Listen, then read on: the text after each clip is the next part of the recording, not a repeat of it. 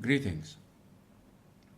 We are still looking at the excuse of the Jewish God, the Israeli Jewish God, who said that he's driving out the Palestinians out of their homeland and their property, so that because of their wickedness, to bring another wicked nation in their place.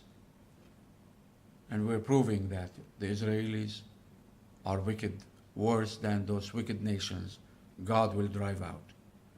Let's go to the book of Judges, chapter 9, verse 56. Thus God repaid the wickedness that Abimelech had done to his father by murdering his 70 brothers. He said wickedness of those nations, right? Those nations that God is going to drive out for the sake of the Israelis because of their wickedness. How much worse wickedness is there other than this? Abimelech, this guy, is killing, he killed 70 of his brothers.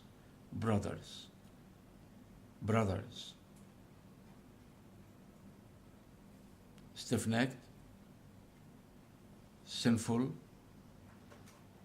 wicked, rebellious, and murderers. This nation is so rotten that God gave them all the bad titles. Even Moses cursed them, and Jesus, of course. In the New Testament, Jesus says, Jerusalem, Jerusalem, you murderer of the prophets and the men that the Lord sent you. They killed prophets.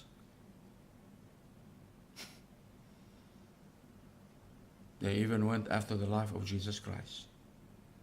They insulted all the men of the Lord in what they called Scripture, the Tanakh, Torah, Ketubim, Nevi'im, the Torah and the writing of the prophets that they study from and sacred so much.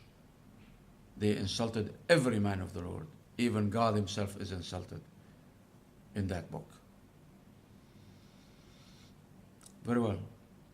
Let's look at the book of Matthew in the New Testament. Chapter 12, verse 38. We're talking about the wickedness of the Israelis 3,000 years back, 1,000 years before Jesus. 1,000 years before Jesus. Now how about during the life of Jesus, 2,000 years back? After 1,000 years from all the verses we recited before this.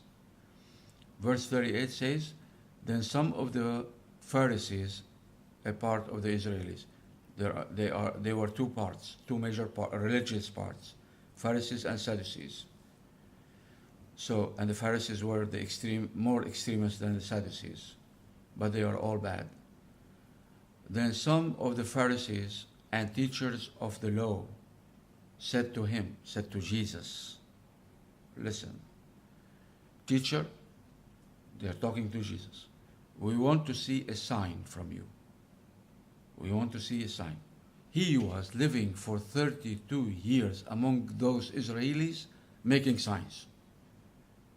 Healing the blind, the leprous.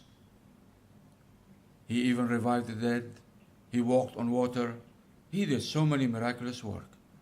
Yet those miserable Pharisees are coming to test him and say, show us a sign. Well, perhaps they didn't see all those signs. They were so blind. Verse 39 says, Jesus answered.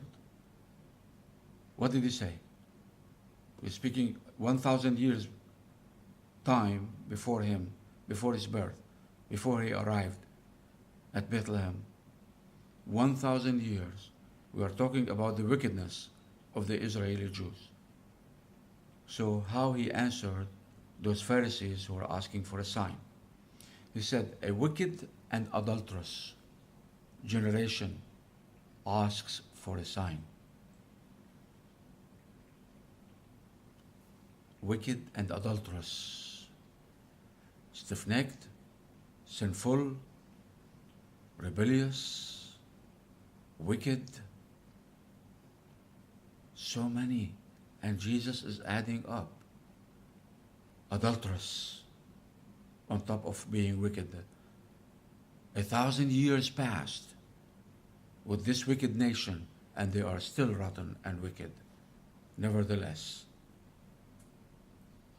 with a testimony from a man of the Lord named Jesus Christ. Man of the Lord. Not like the stupid lie that he is God. He answered a wicked and adulterous generation. And he told them that they will end. What's the end for this adulterous generation? It's in hell. Jesus said that. Jesus said they will end in hell, according to Jesus Christ and to Moses. They were cursed from two great men. Okay, how they are wicked? This is the question, because Jews and Christians, they love to ask those kind of trick questions. Okay, we say your book have been altered and changed, corrupted. They come, oh, who changed it? When did it change? What's the proof? Show us.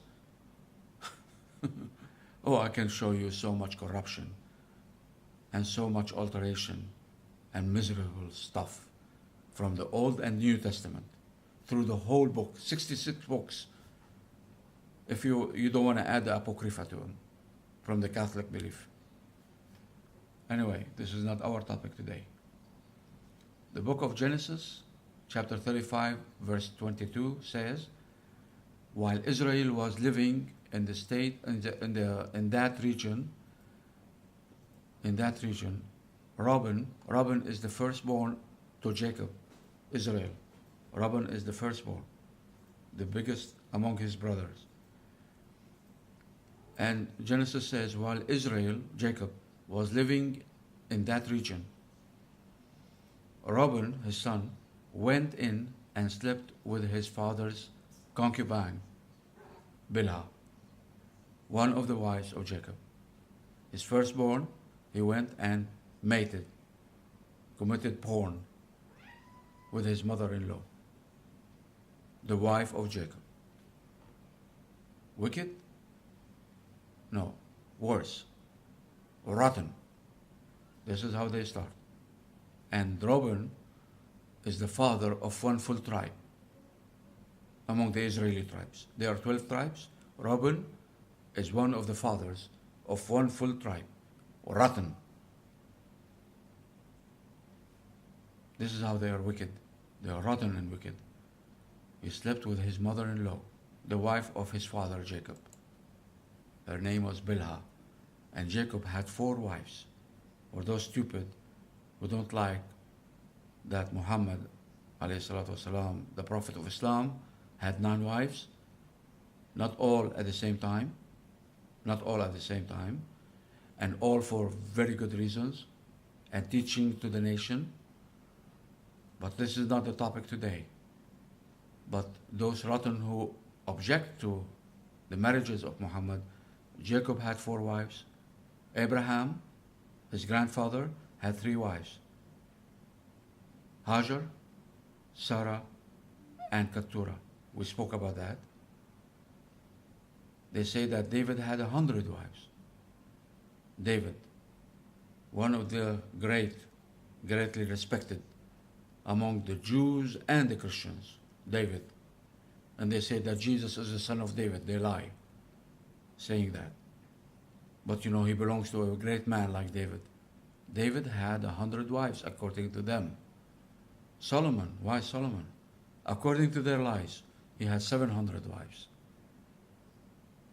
They come to 9 wives of Muhammad ﷺ and make jokes on rotten lies.